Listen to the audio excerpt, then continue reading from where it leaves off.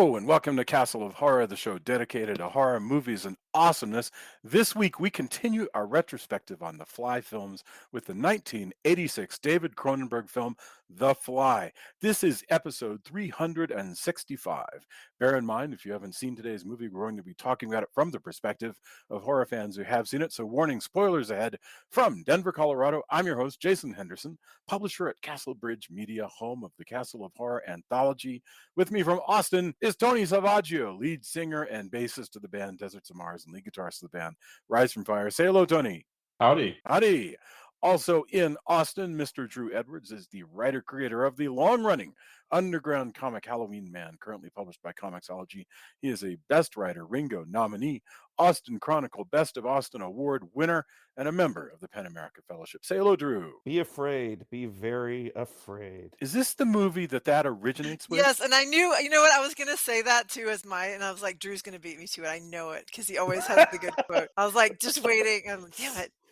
Sorry. It's shocking to me that this is the movie that originates that phrase.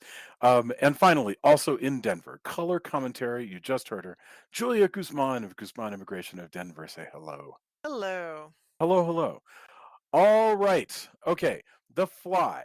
The Fly is a 1986 American science fiction horror film directed and co-written by David Cronenberg, produced by Brooksfilms. Brooksfilms is an organization founded by Mel Brooks, and they make vastly divergent stuff, from The Elephant Man to Robin Hood Men in Tights to The Fly. I mean, it's so funny because I feel like Brooksfilms is kind of this stealth magic maker that people kind of forget about. This film was distributed by 20th Century Fox. It stars Jeff Goldblum, Geena Davis, and John Getz.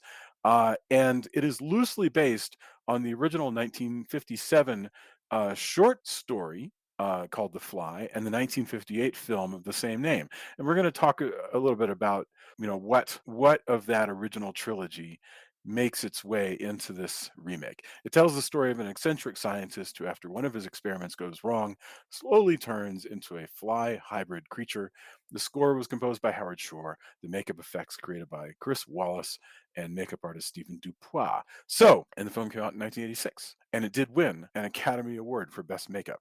So this is an Academy Award winning film, Cronenberg's only Oscar. So, all right, we're going to do this. We'll get opening thoughts from Tony, then Julia, then Drew, and then we'll get into it. We've got lots of fun topics, and I can't wait. Tony, it has taken us three Fly movies, to make our way to the 1986 film, The Fly. What are your opening thoughts? It's a classic, and I hadn't watched it in a while. And I one thing I found fascinating is when I originally watched it, when I was much younger, I wasn't one of those kids who necessarily paid attention to every director. Certainly, I didn't think about Cronenberg as Cronenberg, right? Now that I can watch more of his films, etc. So rewatching it now and seeing the Cronenbergness of it was interesting. It's great special effects, excellent cast, really cool update to the original, also super duper 80s. Geena Davis, when you first see her, could be out of a Claremont comic, or Yes, perhaps she would be in equally at home in a Neil Gaiman any of his earlier comics. Like, just the fashion, the styles, all of that were just great to watch. And the effects, makeup effects, definitely deserved what they awards they got, because it's grotesque in all the ways it should be, and interesting. I think it's a great classic horror update. We've made a lot of what about remakes, and are they good? And this is one of the good ones. Updates a lot of things for the times. Is still powering where it needs to be. Different flavor, of course, and I think that's kind of what we've talked about throughout this, is if you're exposed to this one first. I think there was always a trepidation, maybe, from perhaps this generation to go, oh well, can that older one be that good? Considering how contemporary this was at the time. And the answer, of course, is yes, as we discussed. But yeah, I'm glad we're revisiting this one. There's a lot to talk about, and there's a lot of really cool stuff here. Excellent. Thank you very much. Julia, what are your thoughts? Because you've watched all three Fly movies, and here we are with this film. So what are your thoughts? I'm gonna quote Vincent Price when he saw it, because Jeff Goldblum wrote Vincent Price a letter saying, "I hope you like this one as much as I liked yours." And he composed a reply, and after he went to see the film, and he said, "It's wonderful right up to a certain point, and then it went a little too far." And I'm like, Interesting. yes, I think exactly. that's fair. I think that's fair for, if you're not a fan of gore, and I think that's a fair write up from Vincent Price. Yeah, Yeah. The because fact he wrote back is even just nice, yeah. Yeah. I love Jeff Goldblum. I think he is just so weird. I was just telling my kid, I'm like, to me, somebody being weird is so much better than somebody being like cool or anything. Just like I just love weird people, and he's so weird. But so I really, really enjoy his performance. I'm not a huge Geena Davis fan, but I enjoyed her performance in this too. They were actually a real life couple when they made this movie. Really? Yeah, that's why he wanted her, because she was his girlfriend. He was like, I "Can I have my didn't girlfriend?" know that. And then they actually auditioned other people, and Geena Davis just was way better than the other people, Hmm. so it worked out. But anyway, but yeah, so I think his performance is just really fascinating, and yeah, I mean, I just you guys know that I'm gonna not want. I watched like half the movie through my fingers because I'm like, nope, nope, nope. Oh, gross, so gross, so gross. Oh my god, so gross. But yeah, it's very evocative. It's very like you just. I mean, it's fascinating just to watch him go through these different phases of like, oh, well, this must be what's going on, and then you have the gymnast in the middle just doing all this great like gymnastic stuff, and Yeah. I don't know. There's all these great bits. That are really interesting. Really lots of themes between like relationship stuff and just stuff that you have to deal with in life that are really interesting. So it's a lot of great stuff about this film. It's funny that you mentioned, because Rain watched part of it and then she went to bed and she was like, "Oh, tell me about the rest of it." And for up until a point, and then I it's funny you go up to a point, because I get up to a Yeah. point, I'm like, "We're eating breakfast. Like, you don't want to know." Yeah. Yeah. Right? Yeah. I'm gonna give you the even higher highlights, because right now we're eating Yeah. breakfast. You don't want to. You wouldn't want to watch it, and you Right. certainly Right. don't want to know that now. Absolutely. Man. Yeah, man, it gets violent at various points. Yes. All right. Thank you very much. Drew, what would you add to that? Well, first of all, I want to zero in on a comment you made. I don't know that I would call this movie violent in the way that we think of typically violent. It's Gross. about it's degradation of the human body is what we're seeing, Right. and it's grotesque and gory, sure, but it's like it's different. And at the time when this came out, like a lot of people, and I think rightfully so, saw this as a parable for the AIDS epidemic, and I can totally Right. see that. I could also see this as a metaphor for cancer or dementia or anything Just where how you just Cronenberg intended it. yeah, like anything where you see a loved one just like start to not be themselves. And this movie is as Tony put it, it's a classic of its era. I am glad that we did the old ones first, because I do feel like this is definitely the 800-pound housefly in the room as far as the series go. It's amazing. I do think it's probably a little bit more accessible than Cronenberg's other movies. It's perhaps this is going to sound strange saying, but it's perhaps a little warmer emotionally than what I normally associate with Cronenberg, and I don't think that I normally thought of it that way until watching it now. And I think the thing is that, and the thing it absolutely has in common with the original is it's a doomed romance. Like this is right.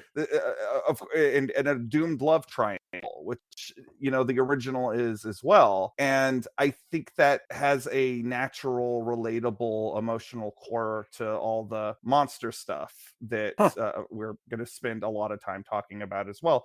But amazing central performance by Goldblum. He just adds so many as many facets of this character as a fly has facets of their eye.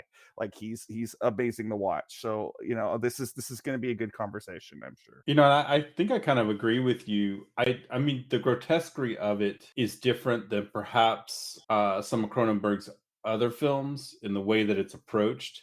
But I think this makes a good gateway into his style of movie making. And if you want to say, here's this auteur director, here's what he does, and I think that's not bad. I mean, it's especially, my gateway was definitely through this film, through horror. And horror is kind of where he sits. I mean, there's a lot of deep character stuff that he does as well. That's on display here also. But I think I agree with you that this makes a good gateway into his, the things that make him. I mean, although again, rewatching it, I had forgotten, and one of the, I mean, there are a bunch of hallmarks that, of course, I didn't catch when I was younger. And especially because he continued to make movies, so you start to see a person's style develop or blossom or expand. I guess would probably be even better. There's one stretch of like 5 minutes or maybe 10 minutes where the amount of times the word flesh is used. It's like, I'm talking about like purely, babies. I am purely in Cronenberg land. It's like flesh and then flesh and then flesh and like it's again, that's what was kind of interesting to me to go back to this. And I thought I had seen it more recently, but maybe I actually did see it at a show recently, but I hadn't sat down and just really soaked it in, gave it my full attention. So doing that again and watching it on a projector was cool. There's a lot to it. One of the things that strikes me about this is that this is one of if you ask people what are the good remakes that you can think of, this will make the list, definitely. Oh, absolutely. Because they'll say something like The Fugitive, right?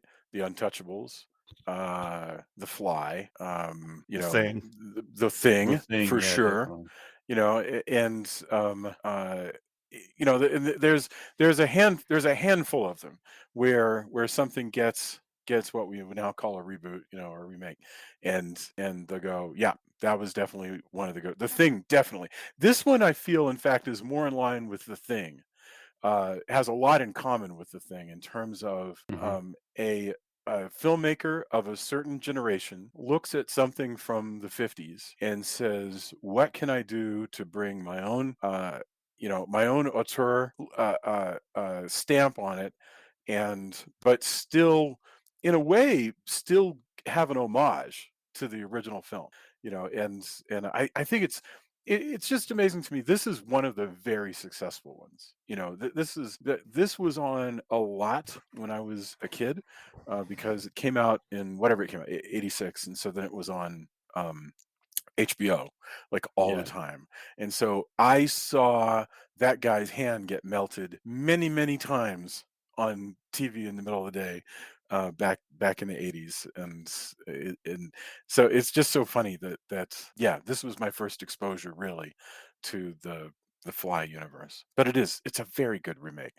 I just want to mention also that in fact, let's getting away from my initial thoughts, let's just get into one of the topics, which is about 80s horror and where this fits into the pantheon. In many ways, this is much more an 80s movie than The Fly version 1 is a 50s movie. I mean, wouldn't you say? Yeah. I think that the thing with the original 3, that they're all of what we would call the atomic age of sci-fi and horror, like, which to me encapsulates like pretty much the 50s into like the mid 60s. Like if you look at the way genre films were kind of made in the United States during that time period, and like the sort of preoccupations that a lot of the movies had. 80s horror wasn't around quite as long, but it's definitely has just as much of a distinct flavor. And I think a lot of that is, of course, the makeup effects revolution that was happening during the time period, where suddenly we have these really elaborate monster effects that could not have been done decades earlier, like creatures created with like rod puppetry and hydraulics and it's just nuts to think that within like the period of like a decade, like how many monsters were suddenly unleashed into the popular consciousness. Like I don't think since like the early days of Universal did we really have that many just like bombarded with this monster culture all of a sudden. And this definitely plays into that, because you have all these various stages of what they call in the movie the Brundlefly. Like you see him, and that's what's very different about this versus the remake, is in the original, the scientist goes through the machine and he's already a creature. Like he's half man, half fly from the get-go. In this, he's slowly becoming a fly creature. Yeah, you get the impression that these guys sat back and they go, okay, what happened in the 50s when, they're at a whiteboard, right? In my imagination, they're on a whiteboard. Like what happened in the original, he goes through, he gets a fly head. How about if instead, through the course of the movie, the DNA is just slowly turning over, and what a great idea. What an inspiration that is to be able to see this transformation. Well, that is absolutely what Cronenberg did, because like listening to him talk about the film on the, again, excellent Blu-ray that that Shout Factory put out, he talked about how he wanted it's funny, like Mel Brooks and like the screenwriter, whose name escapes me, of the original script, both of them, when they're interviewed them, both of them are kind of dismissive of the original film. But when you get to Cronenberg, he's more respectful, but he does say like, well, I wanted to come at it from a different angle, and the angle that I wanted to come at it from is, from the get-go with the original, the fly can't speak, like he can only write. I said I wanted a guy that could articulate what was happening to him while what was happening. And, I think that was a great way to bring it into the 80s, because they couldn't even have done that back in the 50s. Like that like to have the effects of this like slow transition, the closest they might have been able to do maybe would have been like a Wolfman style lap dissolve, like right. The way you see him mutating constantly in this movie is, again, something they wouldn't have been able to do. Yeah, you probably have to do it in shadows, or there's ways to do it, but I think that shows, what you're talking about. I think the good remakes have people who take it that way, like have a respect for the original source material and want to think about, what do I do? How do I put my mark on it and still be respectful? And I think that's the difference in a lot of remake. Not that was cheesy. I can do this better. I mean, I look at it as opposed to let me ruminate on what my how mine would fit into the world, and what can I do differently, and how do I put my spin on it, but also look at it as the film that it is. I can't help but feel like what really sort of makes a good remake work is if you realize that you have a theme that will make sense, and hopefully a theme that actually shares something with the original. So like but there are themes to Fly 86 that are not in the 50s one. But Absolutely. If you think about The Thing, like the theme of The Thing 1981 is paranoia. Right. Is any of us could be that thing, and yeah, go ahead. We're firmly out of the interesting thing too, as Drew brought up, is we're firmly out of the atomic age movies, and how that's a thing, and we're moving towards the future. Is it dangerous? Maybe, but also is it cool? Yeah. And we're into the 80s now, and so there's a little bit more cynicism towards science and where it's going. And is this I mean, the original Fly, of course, has those warning signs of, we should be careful when we tamper with science. Yes. But it's even more 80s cynical. There's a lot more cynicism. Although what are we doing? The rub of, I was thinking, because I've watched this movie multiple times now since having the Blu-ray. And what's the rub of it, that I thought about it when watching it this time around, is that Brundle's machine actually would work if he Fly hadn't gotten in there with Right. Yeah.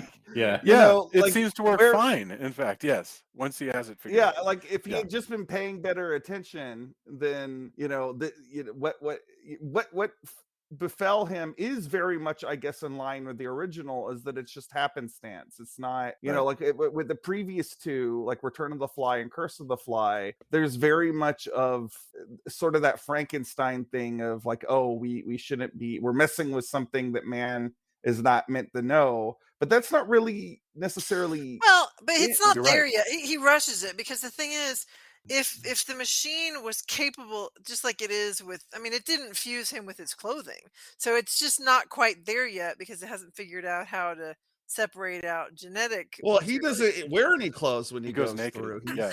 Oh, right. You're right. Yeah, that's true. But in the original film, it doesn't mix them with their clothing. But you're right. So yeah, that's the thing. It's like it needs to be smart. He's rushing it. He needs to be smart enough, the machine does, to be able to tell the difference between the different things that are in there and not fuse them. So it's not ready. That is the problem. It's like it's not ready, but he's in a hurry. He wants But I it do think seems that like there's some. eventually, it seems like eventually it would have worked with stuff. And the thing is, if he just wanted to revolutionize shipping, like he could have done that. Like you could change, the postal system very quickly with this Yes. doodad.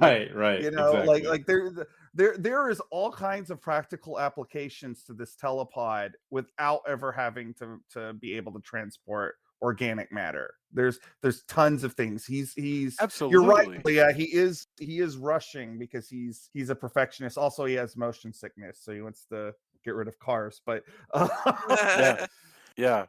I thought that was a great bit, and also into sort of body horror, the horrific things your body does to you while just living. Yeah. I think it's fascinating. I thought that was a great bit. I think also while we're on the subject of the technology, I think a lot of the technology, yes, it looks dated on screen as far as what screens are and how to type in, like all the bits, and that's to be expected. That's happens, but the way it's approached, despite maybe the interface, is still holds up pretty well, especially when they go to the part about teleporting the steak and why that's his revelation of, oh, I haven't taught it because of garbage in, garbage out for computers. You can only tell it to do what you've taught it.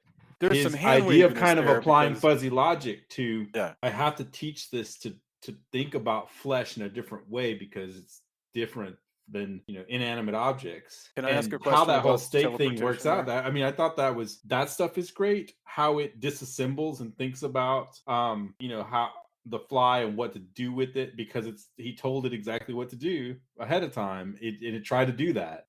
But how that all works out and how it takes apart things and scans them, replays it, all the logs and all that. I thought that part of technology and the way that the computer thinks, and maybe we don't even quite still have the automated customer service question thing that he has built into it. It doesn't even work that well, although it's better than it used to be. It has pretty good I mean, so we have to sort of hand wave it at his user interface, like the way that he's able to ask it basically grammatical questions and it can make sense out of it. Love it. Sure.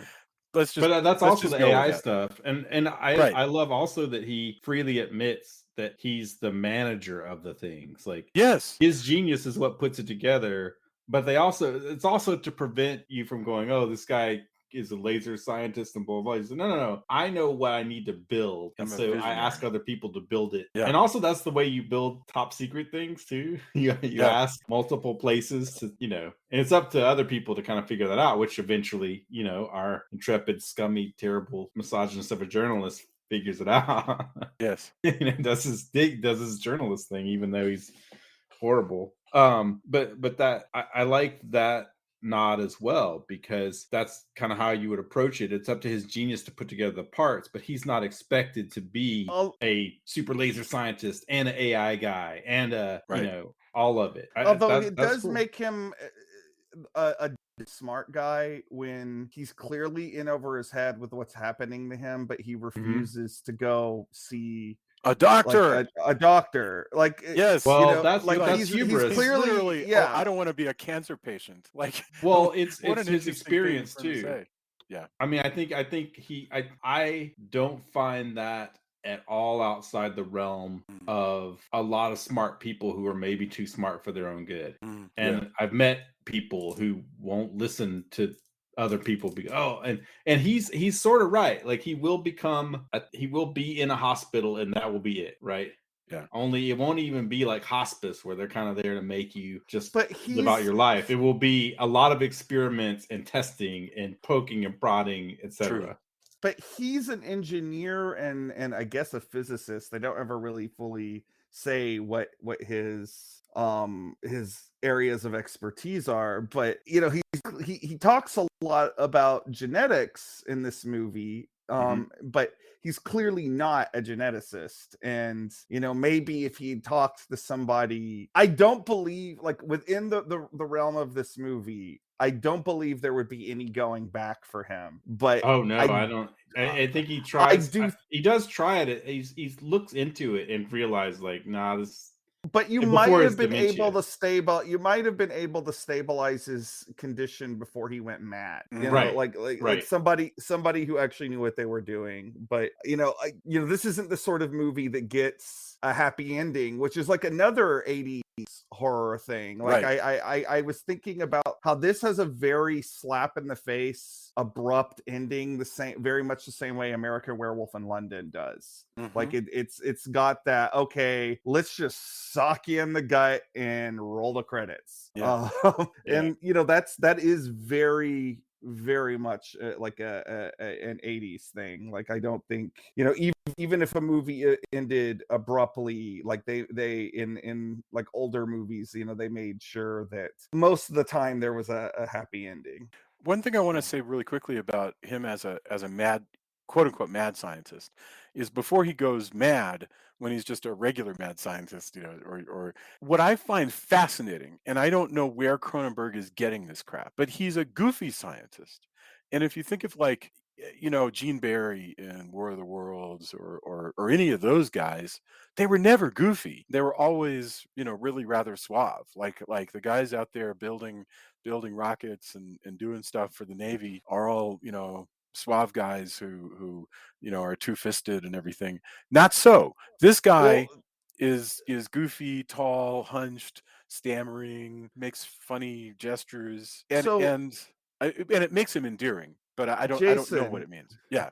So one of the things, going back to kind of what we're saying about what Cronenberg wanted to do differently than the first one, is that apparently the original screenplay for this was, again, which is odd considering that the original screenwriter was quite dismissive of the original Fly, but apparently the original screenplay was a lot more beholden to the original movie, right down to the fact that the scientist character was married and had a family and all this stuff.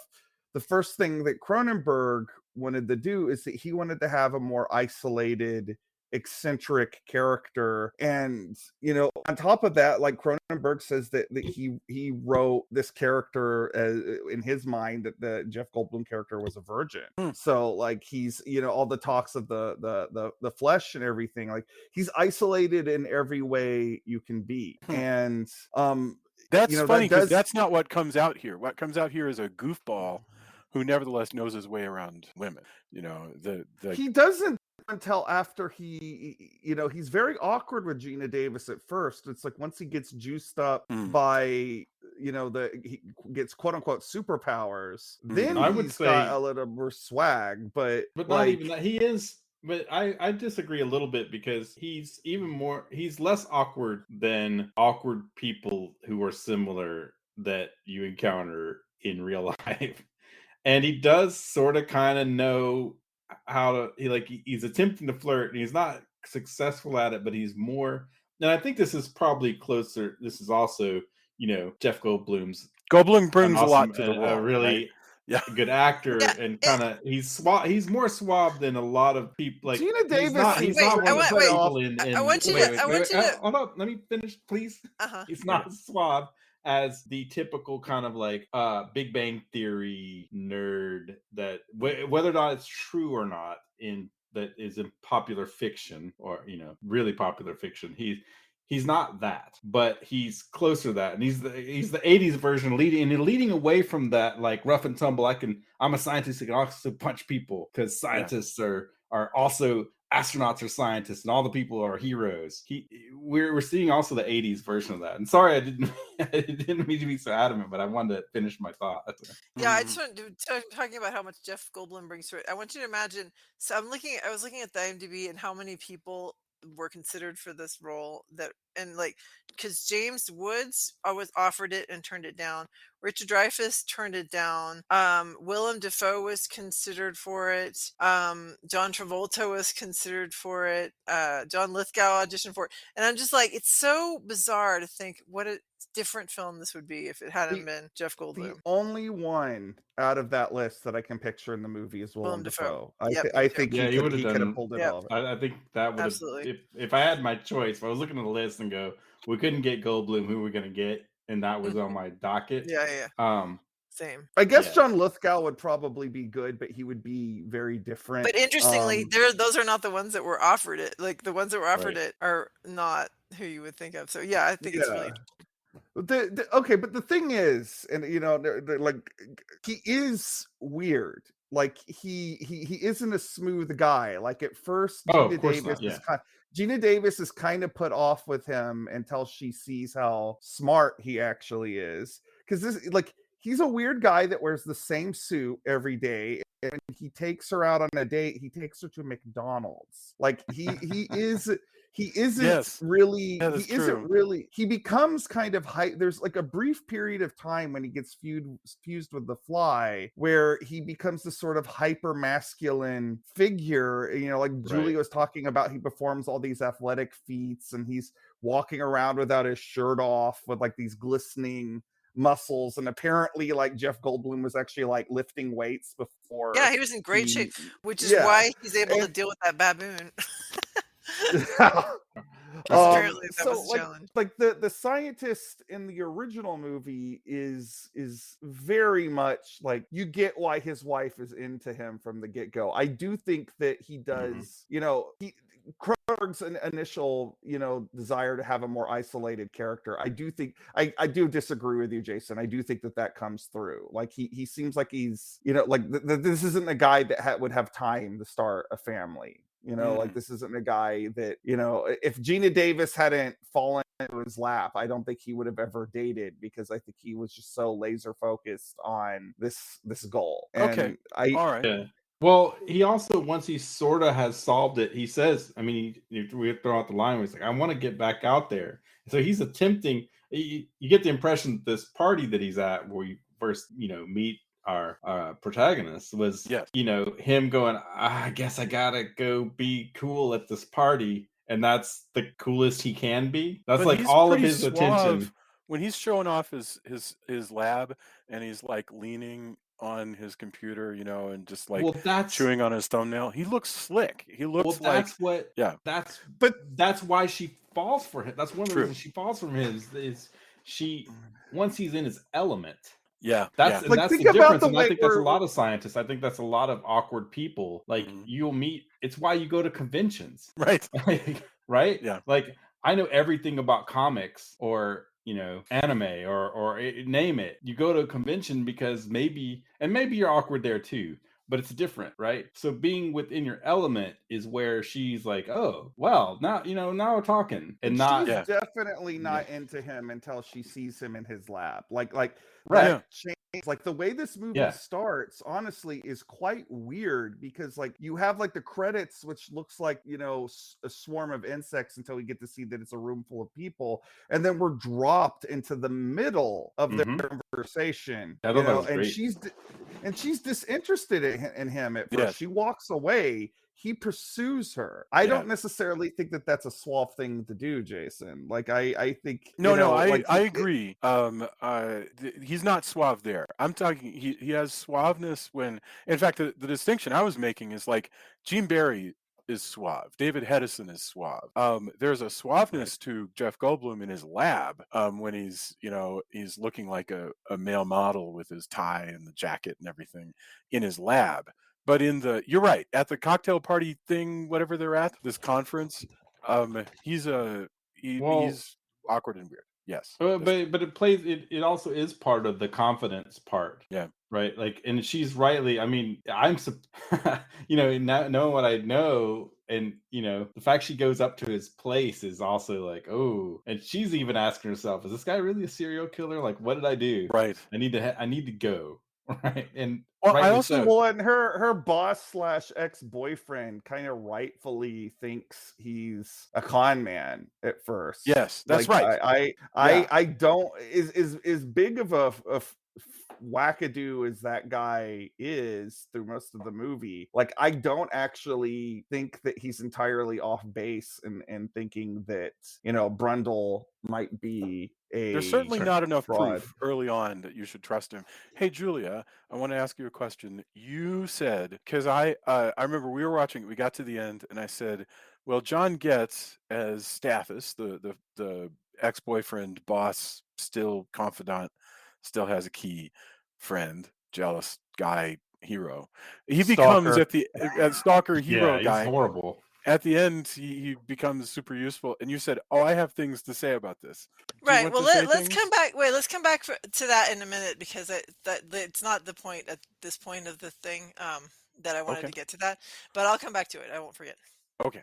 All right. Okay. So I guess the only point that I was making is that I think that Cronenberg, maybe he doesn't do it deliberately. I think it just is in the text. It is the way it is. But I think he's making a big distinction. We're in a different world now from the two-fisted scientists of the 50s, and these guys, because the same stuff that we talked about that makes Jeff Goldblum a goofball also makes him weirdly vulnerable. We like him because he's so sort of lost in his own body, and that's why your heart breaks for him when he goes through a thing that gives him superpowers, and then he becomes, a raging asshole, and then it begins to eat him from the inside out. I mean, that's truly sad. That's a great story right there. It's even interesting, and I noticed it more this time around. Geena Davis is really trying, because she knows he's endearing when he needs to be, not needs to be, she knows she's endearing when he's in his element. They have an overall good relationship. Despite the fact, he got jealous, they kind of patched that up. He shouldn't have gone into the pod, but he was drunk, but their relationship is really good, and she's really trying. Like, she cares for this person, and past the point a lot of people would actually take it. Like, she goes through a lot, but I think that's what Drew was bringing up as well earlier. What we've all thought is, it's not easy when you know somebody who's going through something terrible, especially like a disease that they just can't help, and that person's that person. And if you've ever had any family members or know anybody with dementia, that's one thing too, where that person is the person you love, but also sometimes they're not quite that person, and how you reconcile that. And it's not easy, but she goes, she sticks with him up until the truly terrifying end, which has to happen. But she's watching this person, and she realizes, like, this is not the person I know, but there's a kernel of that still there, and what do I do with that? And I often liken, when we talk about this, to those kinds of stories to addiction also. Yes. Which is just that you can be with the person because you love who they are when they're not the addict, but then whether or not you stick with them, even though they're acting out, kind of depends on you and who you are. But that's the thing, is with her, she's into this kind of, I think she's kind of addicted to a little bit of the toxic, you know what I mean? Because she's into the like we talked about, the stalker guy, which I was gonna wait to talk about him until I probably will wait till talk about him a little bit till the end. But she is kind of drawn to, I think, drama a little bit, and people who aren't maybe not so healthy for her. Well, that guy especially, he's he has a history of power manipulation because they meet. Yeah, He's he's the her boss. professor, and then he's her boss. And I like that they introduced him where he's like, I was scummy. Like, yeah, you are. You aren't. Yeah, You he's don't. super You aren't. stalkery. You weren't just saying you're scummy. You're scummy now in the shower as well. No, the Like, fact that he shows up at her apartment or her uh, place and takes a shower on it was just because. Then the fact that he follows her and like kind of tracks her and tells her what she can and can't do and who she can and can't see. She's like really, he gets really upset that she's with someone else and all that. So then at the end is when I was gonna wait to talk about it, but really it doesn't matter. Is that he ends up coming to her rescue as part of his weird kind of stalkery thing, and it works out in her favor, but he ends up losing his hand and his foot in the process because that's the only way that the movie can really redeem him. I think the movie decides, okay, we're going to go ahead and redeem him by not only having him save her, but also having him sacrifice something. Suffer greatly. Yeah, Yes. suffer greatly. Exactly. I want to pick up on something you said about addiction, because there's an element here of a 1970s and 80s style drug story going on, where the person goes, "Hey, I've turned on. It's changing the way I perceive the world. I'm becoming a metahuman because of my perceptions and being freed from everything. And I want you to turn on with me. Right. I want you to." Yes. Oh, that absolutely happens. Yeah, because he tells her, you need to go through also. It's amazing. You feel like just this, like powerful and strong, which of course ends up being because he's merged with the fly and not. It turns out, right. Well, so let's stop for just a moment. I want to ask you guys about the teleportation technology. I know this is made up, but let's do our best, okay? I want to understand first what it is actually supposed to do. So quick question.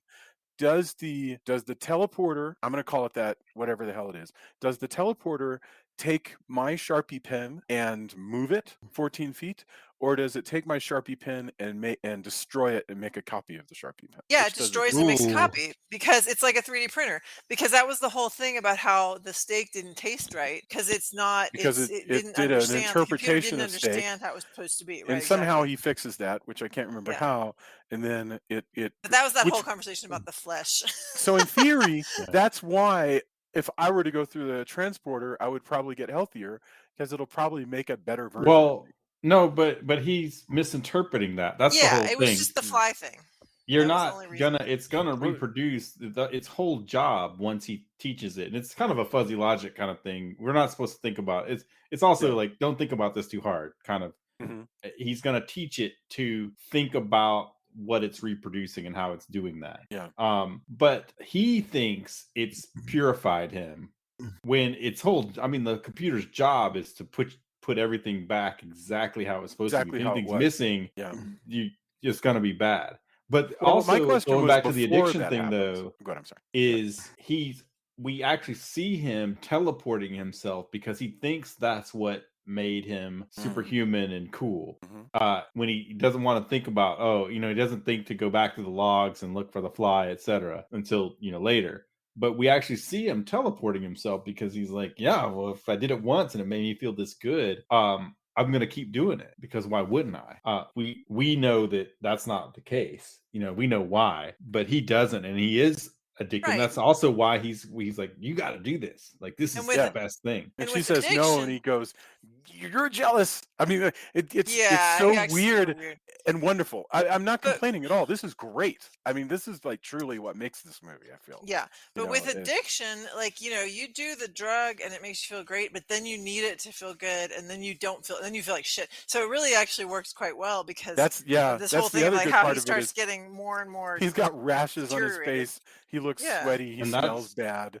Yeah. That's the truth too, because there's some people we know who basically blew through literally a fortune. Oh, really? Because of addiction. Like, a whole all of it. Yeah. Luckily the people I know kind of, work to fix their situation, etc.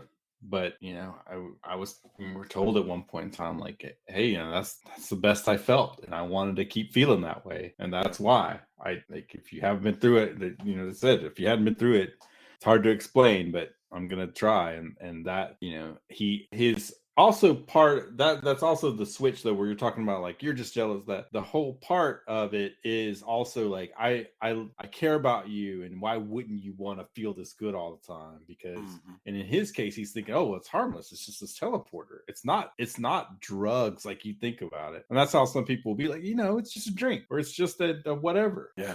And that's how he's approaching it. But his mind has already changed at the point where he's about to get violent and try to push her into the pod the first time. Yeah. Well, and then when she doesn't want to do it, he goes out and he finds somebody that he thinks he can talk into it that'll be a little bit more pliable. Although the funny thing is even she doesn't want to do it, because like anybody with a shred of common sense knows that the whole thing seems really sketchy. Really sketchy. Yeah.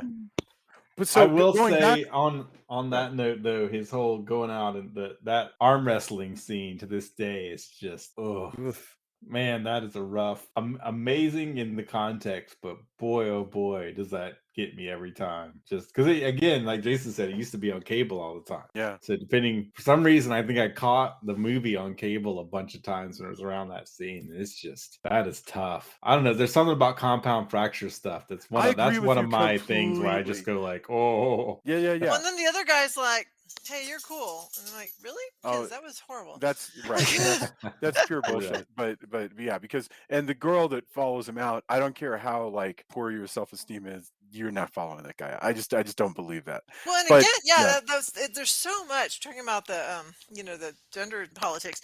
There's so much of this in this film about men controlling women.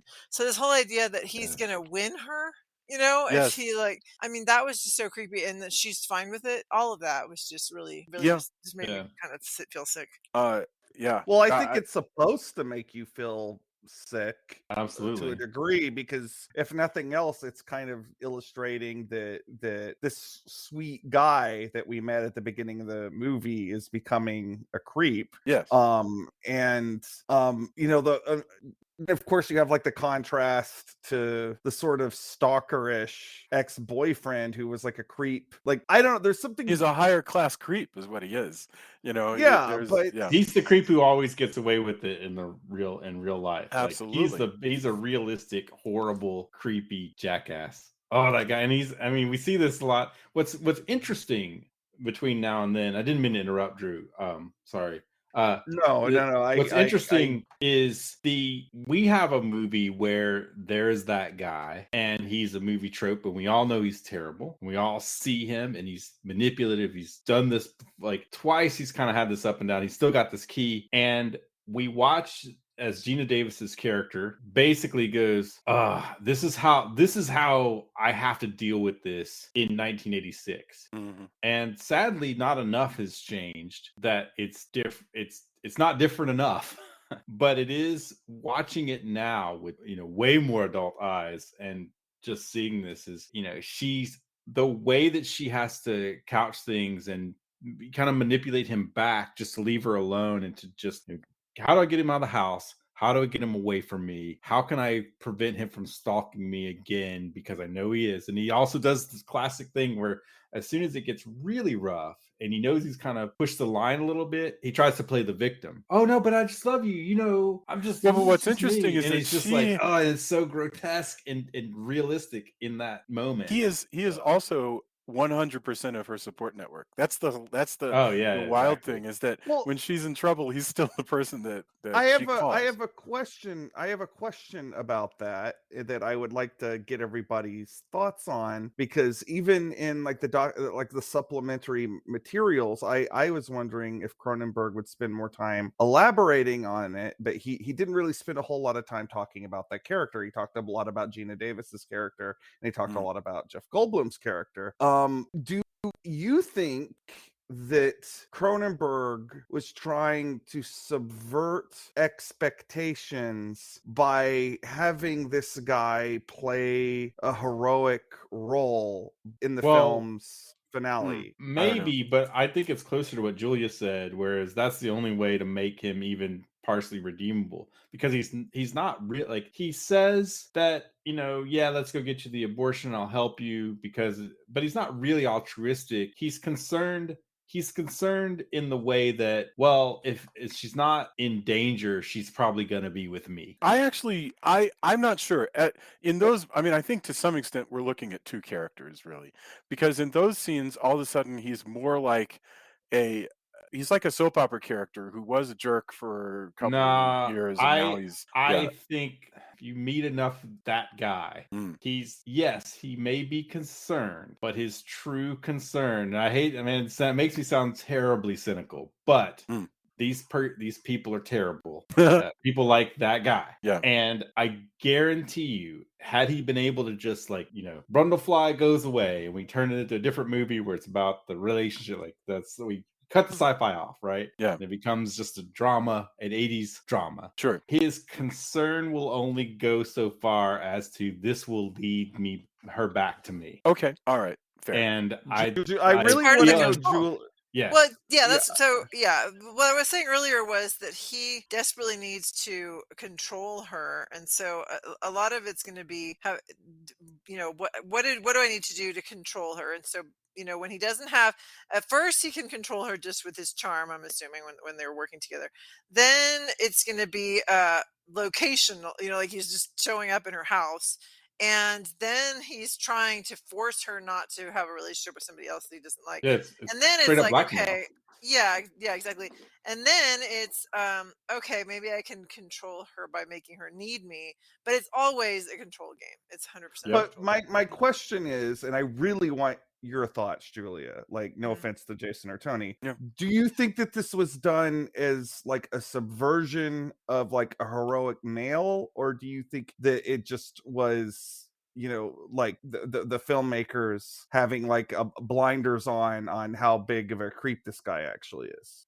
No, they know he's a huge creep, and they want to redeem him by making him be able to help and rescue her, and but also what I said earlier, and Drew, I think you might have stepped away, is that I think he loses his hand and his foot because he has to suffer for what he did. Like he has to suffer for having been an ass. So in order to become the hero, he has to suffer something because of what a jerk he was before. But I don't know. That's an interesting question about about the heroic male. I don't know. I don't know if there could have been if they needed. I mean, I just don't think this is the kind of film where they decide the woman doesn't need a guy.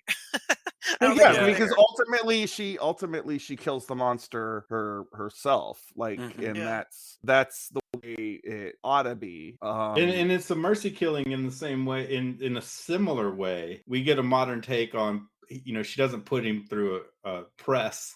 That's right. Yeah. But it is he pulls the gun towards his head. But going back one step, perhaps this is my own cynicism of, politics, gender politics, and this character, this archetype that also is in the real world. My guess is once he's out of the hospital, he will, people can change. I don't want to say, maybe his art goes differently. But if he is the same person, if he never changes, he's the kind of person who will go, I lost an arm and a foot. So, I really did kind of save you. Yeah, maybe he wouldn't be as overt of that, but definitely the sympathy part of that, of look what I did, woe is me, please stay with me while I convalesce, and is all unless he has self-awareness and reflection, because most of these people are narcissists. Well, isn't this again, character... I don't need to buy. Maybe I shouldn't be psychoanalyzing this, but like the character as presented in this movie, I think will. Isn't this character in the next movie or no? I haven't seen. I've no idea. Yes, I think so. I believe he is. It's been a while. I'm curious since to see what it's been a long time since I've seen it too. I forgot. So I guess we're gonna find out. Like, I guess we'll know. I want to circle back around to the abortion stuff, since we're talking about the politics of this movie. This movie is kind of progressive in its attitudes towards abortion. And Cronenberg, when I was listening to him talk about it, he said that he was surprised that he didn't get flack about it back in the 80s, because of course those were the Reagan years, and there's a lot of conservatism. I think he's misremembering what decade he was in, though, because Fast Times at Ridgemont High had a prominent I perceive that movies were way more progressive about abortion rights in the 80s than they are today. I don't think that they would even talk about it today. And I think if they were to have Exactly. Yeah. a woman saying, you know, like, I don't want to have this child, that is my choice, I think that you would have conservatives lose their minds about this But stuff. that's not what happens here. She says, I don't want to do it, and then she doesn't have the abortion, which is what has happened in every storyline about abortion pretty much ever, We is that don't they talk about the possibility. No, because we know that in the next movie she'll have this kid. Oh So yeah, she gets pulled out so the she window. doesn't have Right, the I forgot. abortion, and that happens over and over in movies and TV where they talk about it as if, oh, we totally respect that it's your choice, and then the woman decides not to do it. So it's interesting that very rarely, with the exception of like Maud, do they actually go through. There's like a few, like the exceptions to where the person actually decides to have the abortion are way fewer than when the topic comes up. Because the topic comes up, and then the person in the eyes of the show does the right thing and ends up having the baby. You know what I mean? So I think it's interesting that she doesn't have it here either. I don't think that they were probably I think that's a valid point. I don't think they were thinking about sequels though within the decision. I think they were just trying to get her to the climax and also have that horrific note of him saying, "Oh, we'll be a family in one body," which is grotesque. Just nutso. Yeah. Although we do get a horrific dream sequence with Maggie. Oh God, yeah. And a cameo. That's right. So go ahead. Yeah, that was actually so David Cronenberg actually, who was it that I was looking at IMDb, and somebody told him when they saw him that he looked like a plastic surgeon, and so that's why he decided to use he has such a distinctive voice that when he shows up, Martin Scorsese said he looked like a Beverly Hills plastic surgeon, so he said he decided to give himself a cameo as a doctor.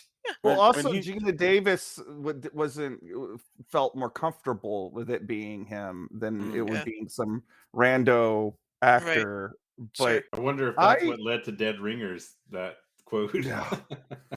I still think, you know, to this movie's credit, like even when she's like talking to him after he abducts her, which is very much a scene out of a 50s monster movie with a guy in a monster suit like picking up a girl and running off with her.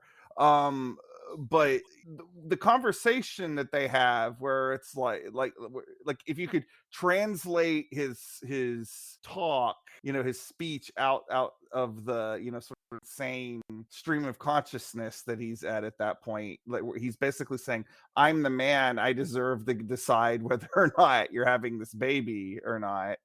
And you know, she's still kind of like, no, like I still say that I feel like this movie is going down on the side of saying that it would have been okay for her to abort. Yeah, it's definitely more sympathetic because it's saying, you know, we keep talking about all the different kinds of metaphors that are in this, and obviously this is a metaphor both for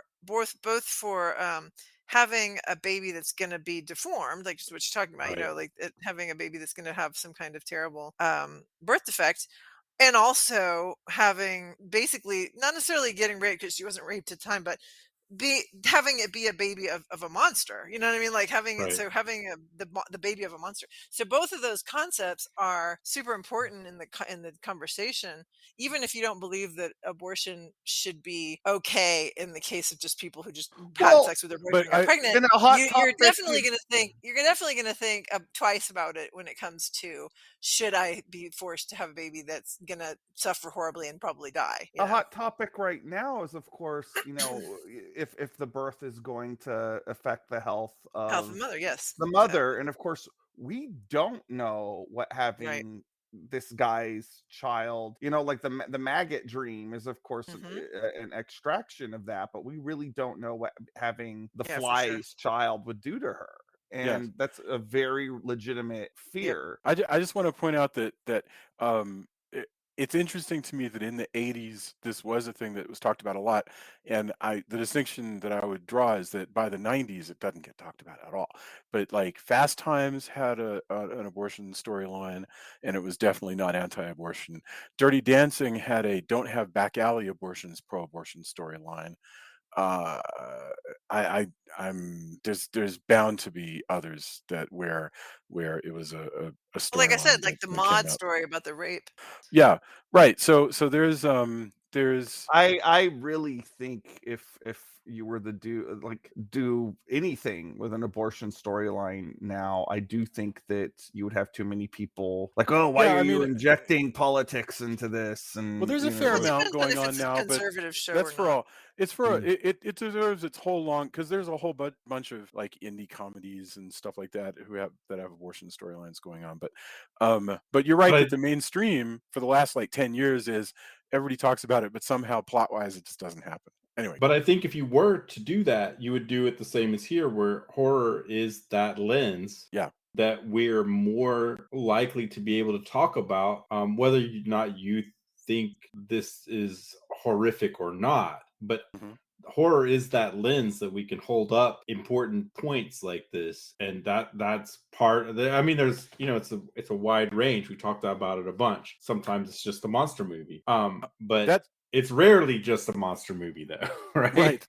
Like that's part of why The Fly in 1986 exists, is all of this stuff of, technology. It's why, it's certainly why Atomic Age, 50s version exists. Like, should we be, it shows love, it shows obsession, how a family is affected, all of that stuff, and turns more into should man be God, kind of, as the first three go through their paces. We get a relaunch and it's talking about new subjects, Yeah. Well, I new think 80s things. I think if this movie has one if you were to say like the thesis of what this movie is about at its core is the part where he's talking to her and he talks about insect politics, and then it ends with like, if you stay, I will hurt you, which is heart-wrenching and sad, but also Mhm. It ends up being true. Rather yeah, amazing. Right. Yeah, that was yeah. It ends up I being true because he tries to force her to, go into the By, pond and him. by the way, totally different subject, but the 80s fashion and 80s ness of it. One thing I just caught, and I never caught before, but because of how we're talking about changes, the difference between the 80s and now, the ashtray that's in Geena Davis's apartment takes up like a It's the quarter size of the table. right. It's Like, like the size of a record album, right? It's like it a is 33 it is RPM. yeah, it is a Yeah, smoking is important to me ashtray. right. It's a centerpiece. It's so large. And I thought about, like, when's the last time I was over at somebody, because used to go vacations, you would get ashtrays as a souvenir. Yeah. And children would make ashtrays for their parents. Oh yeah, Exactly. you Yes, would. we would make that. And that was in addition to the, like, just cool 80s fashion. Not whether or not you think it's cool or not, but these are fashionable things. Yeah, and also that carries through because what's also kind of neat character wise is, we have Jeff Goldblum, very nerdy, very awkward. His girlfriend gives him this jacket, like, this jacket will make you look cool. She's also assaulted by a horrible, terrible person when she's going to buy the jacket. Not assaulted physically, but just he's there Absolutely, yeah. being horrible. And when he goes out, he makes it a point. He's got that jacket on because this is my cool jacket. Like, that's regardless true. that Geena Davis gave him the jacket, but that's how, if you're an awkward person, that's how you would think. Like, well, if I'm out being cool, I should wear the cool people clothes. Yes, you're And right. this was having been awkward, and I'm still a nerd, man. I'm not cool. I'm not cool at all. I'm not cool. It's certainly not cool in the way that people think of as truly cool. I don't know. I mean, I'll take your word for it. Rockers are pretty traditionally cool. Yeah, I get to be up on stage. That's where I'm the coolest, probably, of all things. But as soon as I'm off stage, you can pretty much tell I'm not cool. It's all right. It's all right. I don't even know if I mean, it's up to anybody who watches me on stage to know. I don't know if I'm cool or not. Anyway, but I definitely have been awkward a long time. musicians are magical. That's all I. But like, I noticed that this time too, where I was like, oh man, that's a really, I love that we see this store scene and then we see an awkward person applying that. Like, this is part of his persona. She buys him a whole wardrobe. I thought that was because great. he starts wearing different pants And, sure. and like, But the difference is that she starts with the cool jacket, like, and yeah, you can imagine, like, hey, you want to go out? Oh, hey, well, I bought you this jacket. Oh, well, let's go out. Let's not go to let's go out somewhere other than McDonald's, right? right. And that's how This is not a it McDonald's leads. jacket. Yeah. I mean, I have this Akira jacket that's like a red. I didn't know if I'd be able to pull this off, but I'm a nerd. So, of course, I'm going to wear a jacket that's Akira. And luckily, some people, I get compliments on it. But I also know how super freaking nerdy a red leather Akira jacket. Some people are like, oh, it looks like kind of Michael Jackson-y. And I'm like, whatever, it's cool. If you like the jacket, cool. I'm not going to tell you, like, well, actually, it's from my movie. Yeah. Like, although I have had a few people say, like, oh man, I can't believe, where'd you find an Akira jacket? That's cool. I don't know. Can I Although tell it you an has this, interesting- it's an homage that has this pill on the back, and so I do know that there's probably a bunch of towns, especially in the South, where I'm not gonna wear a red leather jacket with a pill on the back, right, in certain places, or driving where I will get pulled over. That's a bad idea. I mean, having long hair in certain places is bad enough, even in this day and age. But yeah, I just thought that was an interesting thing that, I was a nerd and now I'm not, so I'm going to wear my cool clothes out. It was just, there's a lot of that, Cronenberg's good about that. And there's a lot of subtle bits in this that I picked up this time around that I don't think I was noticing when I viewed it as a monster movie, or a cautionary tale of science. What were you gonna say, Jason? Well, there was this really interesting story on Twitter the other day where this woman wears a very similar to the Akira jacket that Tony. She's wearing a Fangoria T-shirt, and she says that this actually happened to her, and this blows my mind. So she's at a party, meets a guy. She's wearing a Fangoria T-shirt. He says, "Well, that's a horror movie magazine, right?" and she's like, "Oh, really? I appreciate that, but I write for Fangoria, so yes, I know." And he's like, and he just refused to believe it. And I'm like, oh my God. all the time I actually believe. See, I tend to actually believe that this shit doesn't happen anymore, that we're past it all. No. But apparently, why would you ever believe that? Douchebags still be douchebags. No, basically Ray, half the time I'll be sitting in the living room and I'll grimace at my phone, and Rain's like, "What's wrong?" Like, maybe she's thinking it's probably like a news article, and Her work thing. 9 times out of 10 it's somebody just being a misogynist jerk.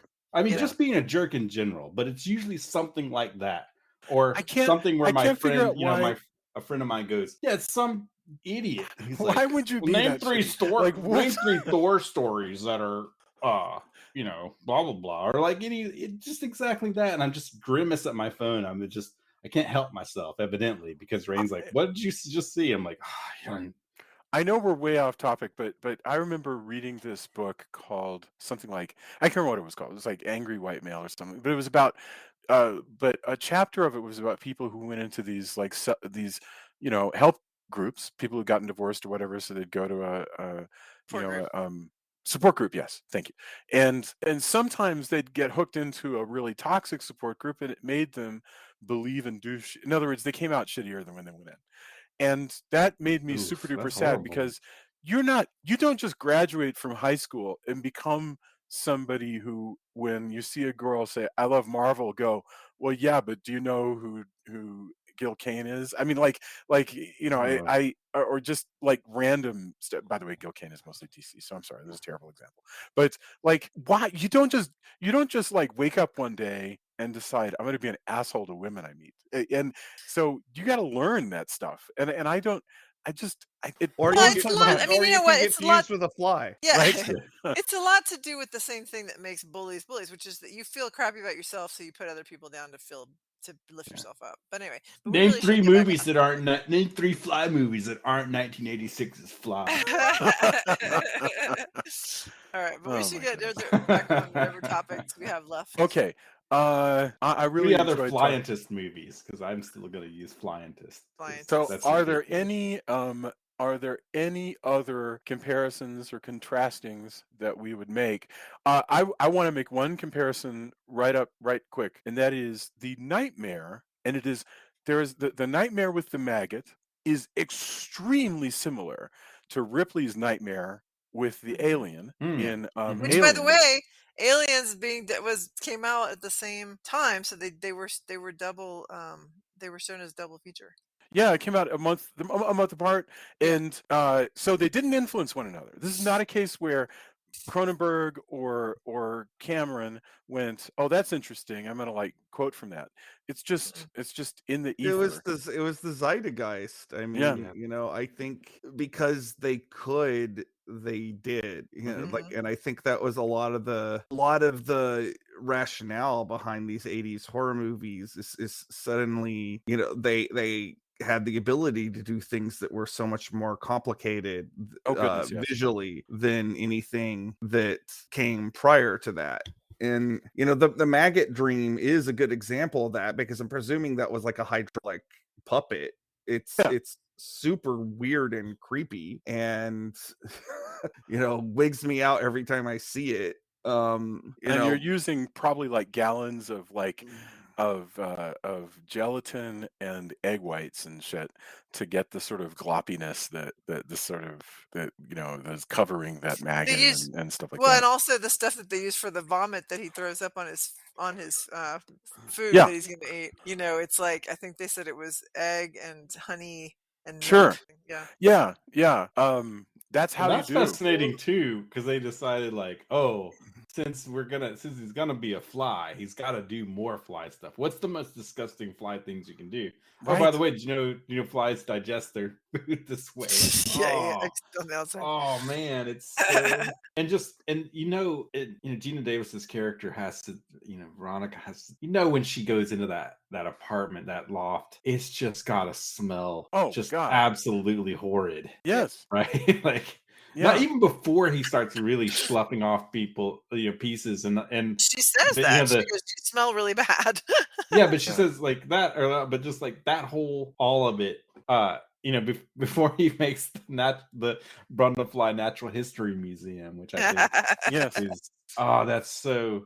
Man, like the whole business of him constantly eating sugar. Yes.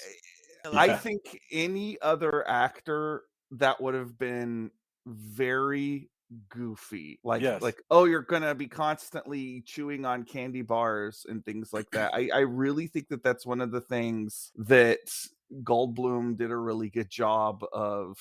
He's unbelievable. Yeah, IMDb also says that Michael Keaton was offered the role as well. Michael Keaton would have been good. Yeah, that works for me. Yeah. James Woods, by the way, was in a similar role in Videodrome. In a way. Yeah. They all could have done it. That's why they got offered the role. Yeah. But I just think it would be a very different film. That's all. Yeah. Well, certainly, I think by having a guy who is quirky but also handsome in the way that Jeff Goldblum is, I think, especially since so much of this movie, both textual and subtextual, is got this sex thing going on with it. I think it helps with that. Like James Woods, politics aside, is a decent enough actor, but I don't think he's anybody's idea of a heartthrob. Right. And I think I mean back in the 80s, sure, but he's not as I can say this, I'm comfortable enough saying this even as a heterosexual man, he's not as good looking as Jeff Goldblum is in this movie. Jeff Goldblum is absurdly good looking at times in this movie. Yeah, no, it's true. Yeah. But he does a great job of progressing that. He starts out super awkward to the point where Geena Davis says something like, "Oh, I like awkward guys," or and Rain kind of went, "I don't know." she wasn't buying it as much. But his mannerisms and working under that makeup as well, and becoming a twitchy fly person. Yes. I think a lot of people would have played it. It could have been as goofy, interesting as he is at the beginning. The way he plays it, by the time he's fully his eyes are darting around, he's looking around a little bit more. There's a subtlety to that I hadn't thought about until this time. And a lot of people could have taken it into, can you imagine, for example, and just, I say this because if you want to speak extreme mannerisms, the twitchy version of this, if Jim Carrey did it, right? would Well, have I been was like thinking telling Jim Johnny Carrey to play the Depp. Fly would have been like, or Johnny Depp also would have taken it into a realm of I don't know. Like I like Johnny Depp, but seeing him in Pirates movies I could see how that would be, or like Lone Ranger. It would have been a different thing, but the subtlety, but also the mannerisms are all there and really fascinating. And to do that under just tons of makeup effects. Well, especially like 5 towards pounds. the It's end, great. like those final scenes, like he's really like he's literally covered up like head to toe, and Yeah, Yeah. it's on horrible. top of that, he's like covered in what looks like KY jelly, because this Yeah. movie has the other 80s preoccupation is it's got tons and tons of slime. Yes. And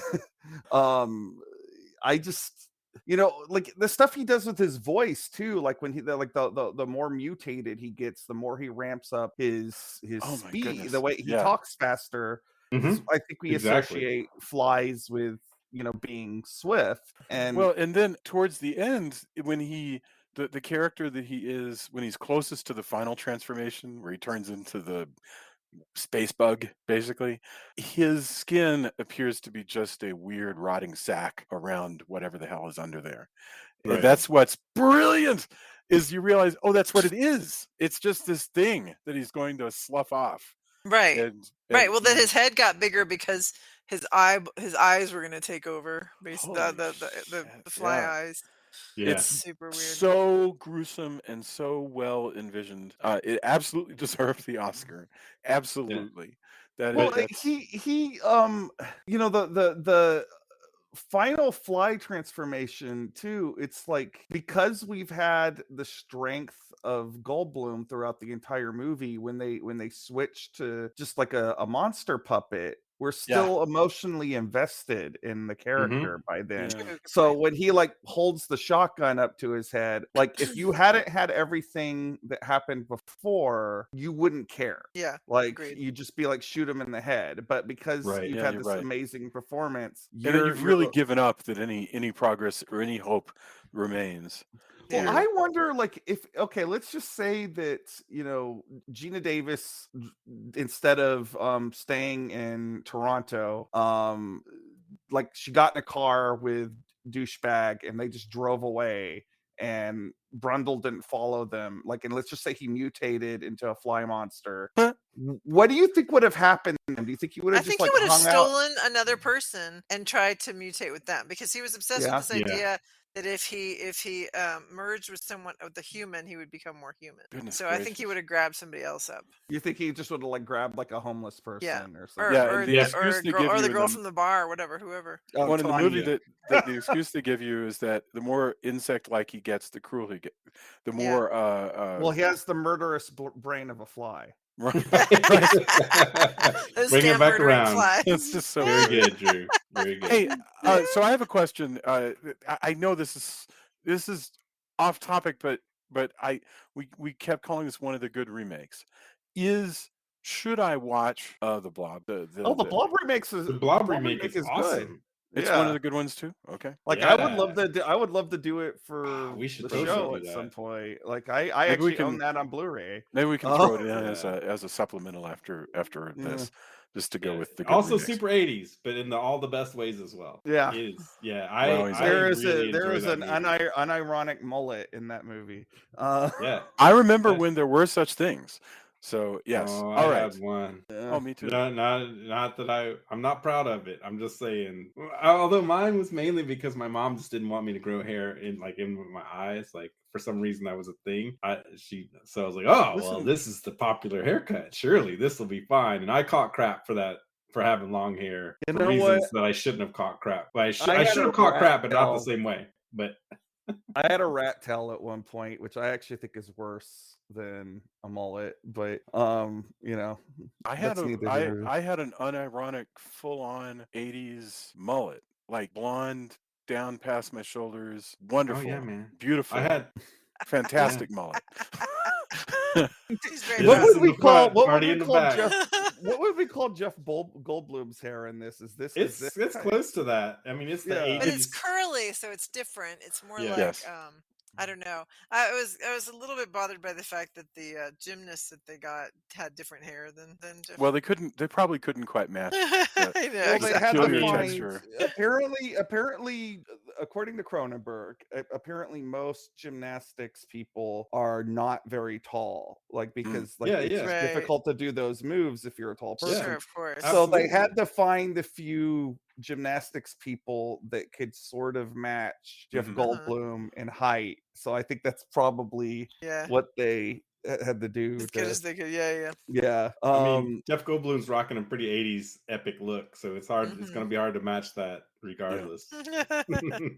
Was this the movie that catapulted? Like I was trying to decide for if sure, yeah. if this movie or Jurassic Park has the most, like, where people were like, oh, Jeff Goldblum, he's not just this awkward guy, he's kind of Huh. sexy. Well, I mean, I mean, also a tall guy. Yeah, I mean, I think it's kind of a gradual build up for him, but for sure, well, what I this think of like Into made the him Night, famous. where he's in a romantic comedy with Michelle Pfeiffer.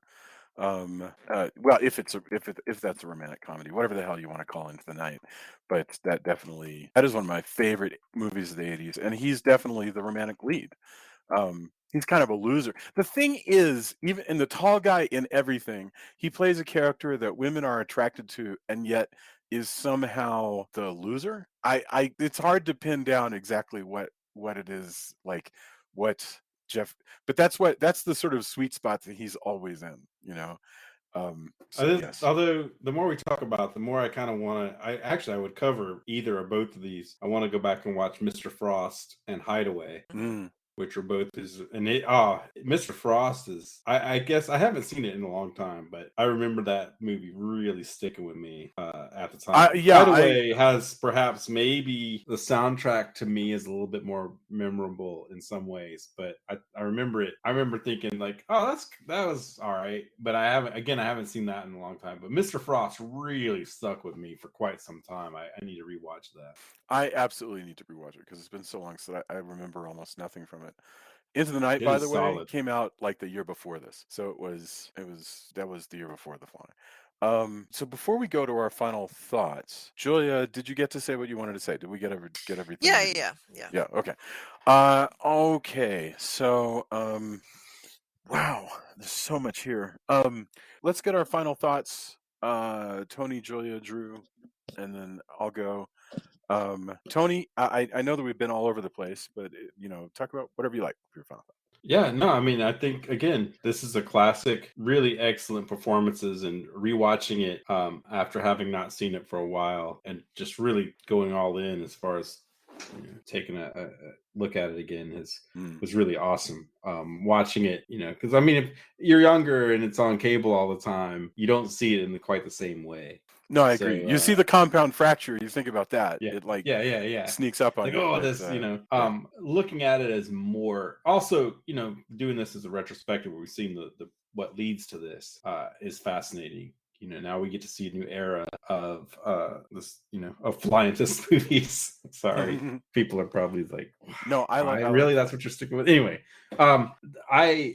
fantastic performances. Growing up in the 80s, there was a lot of just comforting, whether or not I really like all the fashion or not, like it was cool. I mean, also growing up, Geena Davis's party outfit is always, leather coat, leather skirt, cool looking, looks like I said, like a Claremont era person, or something straight out of any early Gaiman comic like that. That was just cool.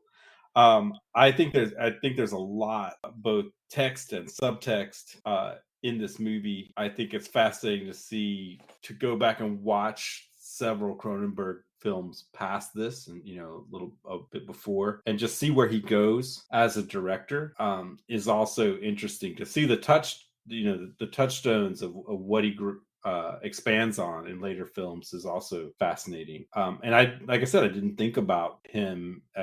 Wasn't as I watched his career as I grew up, watching more and more of his films, that stuck with me. Watching it this time, like, oh yeah, okay, I see where this is going. Great, it's an awesome update. There's a lot there.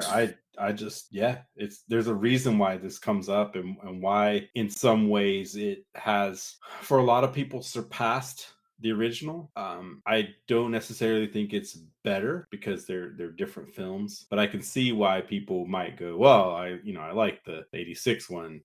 It took me a long time to go back and watch the original, but I hope that people who've been following this have done that and can compare and contrast, and because I think they're both excellent films. But yeah, this one's solid all the way through. Wonderful.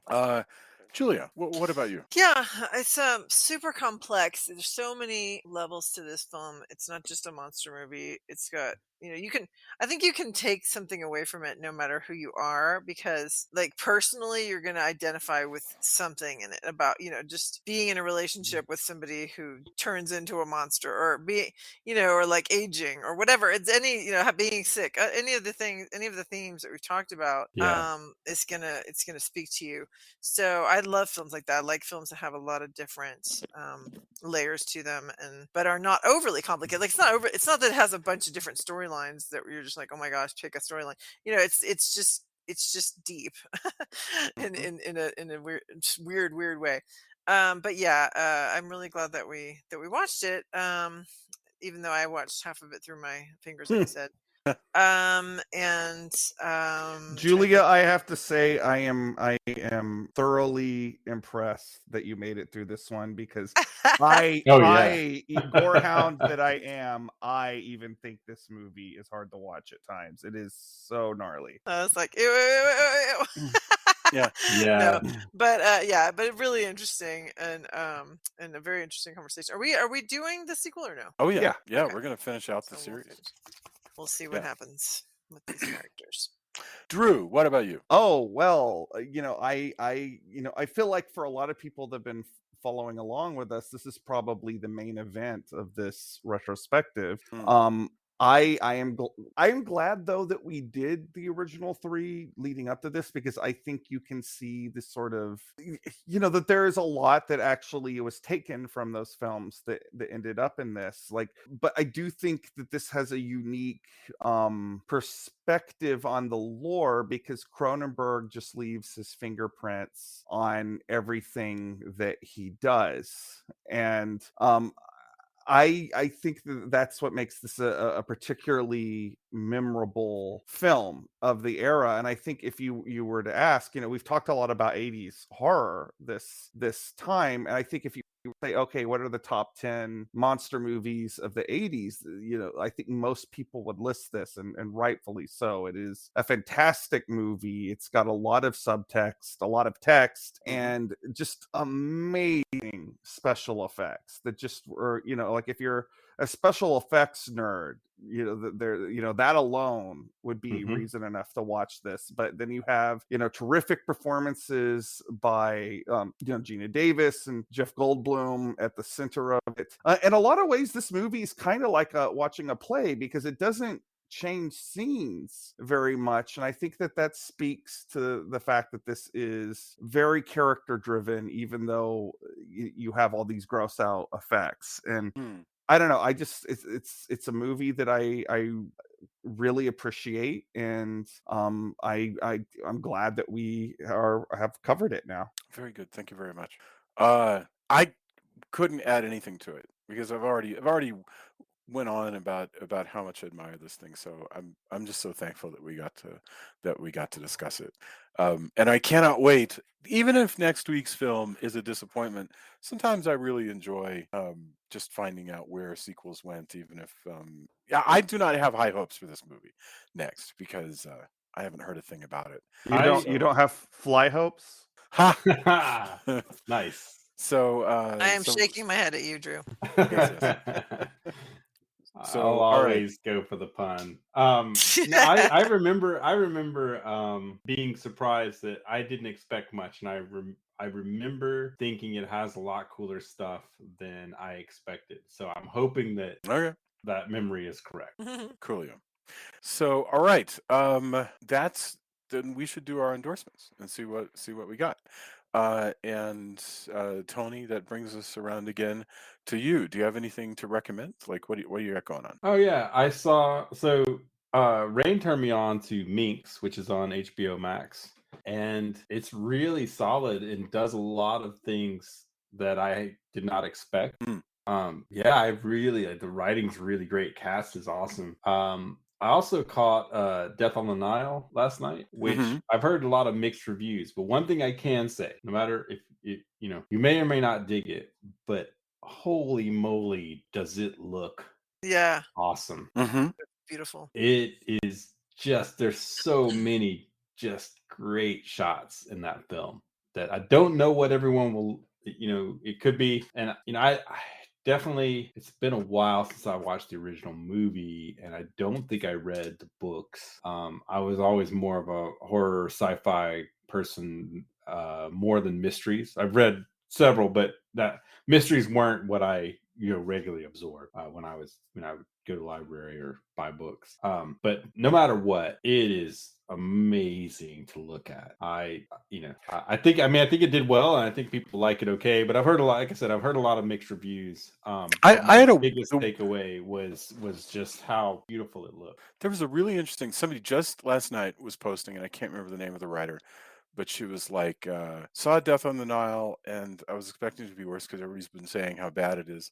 And I was like, bad compared to what? Like, it's like if I think of, like, I was like, anybody who would watch Death on the Nile and say that's a bad movie doesn't know what bad is. I don't even know how to say it any clearer. That is, there is no human way you can come out of that and go, that's a bad film, when movies like It's Pat and Freddy Got Fingered Well, exist. it's all, I mean, I look at it as it's all relative as well. Like your Sure. view, I mean, our views on what bad movies are way True. like again, I'm gonna go back to my Tubi list. Yeah. And in fact, I was kind of disappointed because one of the distributors for some of the, a lot of the B classic, or you know what I call, you know, a lot of B movies that I'm watching on Tubi, Mhm. is a distributor that their card, you know, their animated you know, intro is cheesy movies. Yeah. And it kind, I get where they're coming from. And look, I'm But they're watching dissing the content that MSC, they're but carrying. Yeah.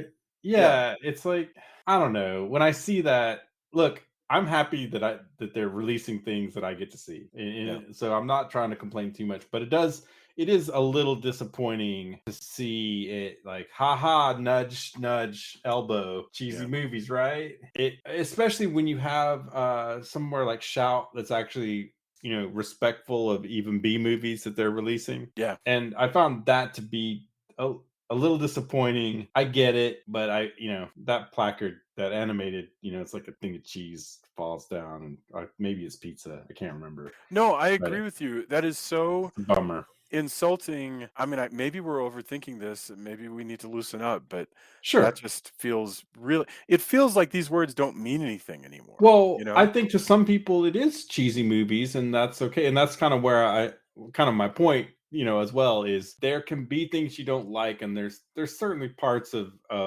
you know, Death on the Nile that maybe aren't perfect to me. You know, Sure. it's not, maybe it's not a perfect movie, but kind of what I was getting at, you know, more so was, like you said, a lot of movies I watch are probably people would think, oh, that's a bad movie. Yeah. There's also blockbuster movies that I think are truly terrible movies that people really enjoy. So I don't know. But regardless of all of that, there are so many shots that look amazing that Absolutely. I, It's you fine. know, I mean, if it's worth like the way a lot of the scenes are set up, and just visually, I took that away more than anything else. It is a beautiful, you know, there's a bunch of scenes that you could put in a coffee table book that would look awesome, or you know, very high end. I'm gonna say this, and I don't mean it to be go for it. I to can't wait to hear a this. high end ad, like an Yeah. advertisement, that where the whole point is to, you know, I want to say like perfume ad is to be evocative and capture attention. And I don't mean that you know, Brana has made a perfume ad, right? Like it's cinema. It's more than that. But as far as scenes that capture your attention, if you saw it on a screen in your peripheral vision, you would want to see what's going on. And that's, you know, it's Sure. a bunch of the scenes are evocative in that way. And I certainly, by saying what I said, perhaps that's not quite right, but I hope that the gist of what I'm getting at comes across. Yeah. Yeah. I mean, what I was going to say was, if you, I mean, it's a Hercule Poirot movie. It's an Agatha Christie movie. What do you think that is? And this movie is that basically. I don't know. I mean, there's a lot that goes into it. I could see. Sure. Some of the criticisms I understood. Sure. But again, regardless of what you Yeah, think of the movie as a whole, it's beautiful. that's a good tip. Okay, so next would be Julia, I believe. No, Drew. Drew's next. No, it was me. It was It was Julia? me. Okay, I'm Yep. sorry. That's okay. Go for it. Yeah. So I guess I want to reiterate what I said last week, which is that Severance is so good. Oh my God, it's such a good show. I'm really, really enjoying Severance. It's this week is going to be the season finale for the 9 episode season that they have, first. And then the other thing I've been watching is I actually never watched Daredevil when it first came out, and so I just binge watched the first season, and I'm now on the second season of Daredevil, and it's really good. I'm really enjoying it a lot. So that's really fun if you're a MCU fan like me. Yeah, it's solid. It was solid. Yep. I really enjoyed it. That's fantastic. Drew, what about you? Well, it's a appeal to the Texans once again among us. It's the Best of Austin Awards from the Austin Chronicle. I am nominated for Best Comic Creator again. Yay! Yeah. I'm alongside some very awesome people like Donnie Cates and Becky Cluan and John Golson, who has actually done a lot of work for me.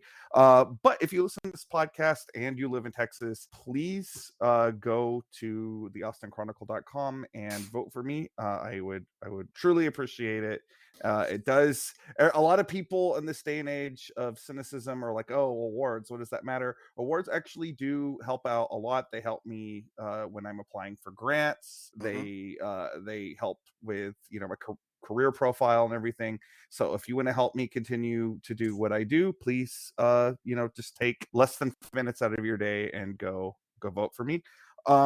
Non-personal endorsement. On Shudder this week, I watched a French werewolf movie called Teddy, which I would not recommend watching if you are depressed, because it is a downer, even though I would best describe it as Napoleon Dynamite meets the Wolfman. And I know that's a strange description, but when you're watching it follows this awkward teen who gets bitten by a werewolf and what befalls him. I also think it would pair well with The Fly, because there's a lot of body horror in it. I agree with you. I saw it at Chattanooga Film Festival online a year or two ago. Yeah, I remember you talking about it when it came out. I mean, it's one of those that stuck with me, and it is not the most feel good movie. Definitely it's not. It's really a solid movie. Oh, and Chattanooga Film Festival is coming back as well. So I do recommend getting an online badge if they're still doing that. I have to double check, and I'm pretty sure they are, because friends of mine have been posting about it. It's one of my favorite virtual fests since it started. They switched to virtual early in the pandemic because they had to pivot like close, and they did a super solid job. If it's if you have the money, Drew, you might dig it. I mean, it's hard to tell every year, right? But being able to watch a bunch of films at there's some that are time released, but then there's others that you can kind of catch whenever. I find that to be great. But yeah, I agree with you on Teddy. It did stick with me, and it's very wince-inducing at times. It also Oh, reminded me a lot of Martin, the George Romero film. That's super apt, actually. That's really I would say that. And I wish I had more to offer. I watched the Q&A with the filmmakers, and now it's late, and it's been a long time since I watched that Q&A. I wish I had some more to add on that, but they gave a really good Q&A, had recorded some stuff about it, and that was really awesome. It's definitely like not a feel good movie, but it is great. It's a good entry into werewolf films. But I mean, honestly, the number of feel good werewolf movies are I mean, it's kind of hard to do. It's not a happy-go-lucky genre, really. But this one especially is kind of downbeat, and but worth watching I will Yeah. say, like, Yeah. it's a good flick, and again, you watch it on Shudder if you have it, and I think it's worth checking out. Agreed. Wonderful. Thank you very much. I have nothing this week. I've been very busy editing our next Castle of Horror anthology. So and watching Severance with Julia. So that's about where I am at. So I'll just be a second vote for Severance. But it has been really fun discussing David Cronenberg's The Fly. I mean, man alive, this guy's talented, right? I mean, it makes me want to go back and watch, They Came From Within, or I guess it's called Shivers, and other groovy, and Videodrome and everything else. Yeah, Videodrome's great. I mean, Dead Ringers is Do you know tough, something? I but don't it's think I've ever great. seen Dead Ringers. Oh, it's Existence also. There's a lot of Yeah, Dead there's Ringers a was lot of intense. I saw that. Yeah, there's a lot of I think prescient I'm a little stuff in scared to watch a Existence. movie about evil gynecologist. I think that's a scary concept. Yeah, I mean, that's No, not I'm not gonna be dissing for it. I'm just everyone, saying but it that, is. yeah. I mean, he's good at it. I Of course feel he's like good at it. I feel Yes. like The Fly is actually. I mean, it's been a long time since I've seen Existence. I remember actively being even more grossed out by Existence than I was The Fly, which is saying a lot. I That can is see saying a that. lot. There's a lot of. It's interesting too because working as a game developer, there's stuff that's like okay, whatever, but also there's a lot of prescient stuff in there, and a lot of somebody did their homework, which isn't always the case. Yeah.